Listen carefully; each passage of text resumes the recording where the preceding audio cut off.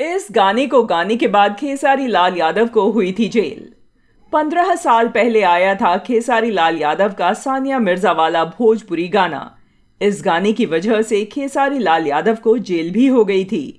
इस रिपोर्ट में बात करेंगे इस गाने के बारे में और उससे जुड़ी कुछ खास बातों के बारे में जो शायद आप नहीं जानते होंगे कि कैसे खेसारी लाल यादव ने इस गाने को बनाया और रातों रात स्टार बन गए और जिसकी वजह से उनको जेल की हवा भी खानी पड़ी थी। खेसारी लाल यादव खुद इस घटना की जानकारी कई सारे इंटरव्यूज में दे चुके हैं और उन्होंने बताया कि यह गाना कैसे बना और कैसे उनको जेल की हवा खानी पड़ी थी। दरअसल इस गाने को एंगल म्यूजिक कंपनी से 2008 में रिलीज किया गया था।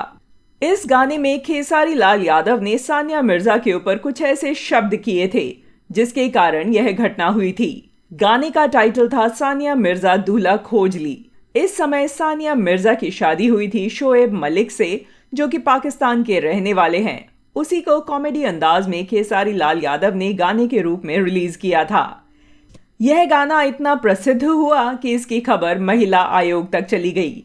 सानिया मिर्जा एक भारतीय खिलाड़ी हैं और उनके ऊपर ऐसा गाना बनाना उचित नहीं है, यह कहना था महिला आयोग का, जिसकी वजह से खेसारी लाल को 1 दिन की जेल हुई थी, जिसके बाद खेसारी लाल यादव वापस छूट गए थे। लेकिन यह गाना आज यूट्यूब पर दर्शकों के बीच काफी चर्चा में रहता है।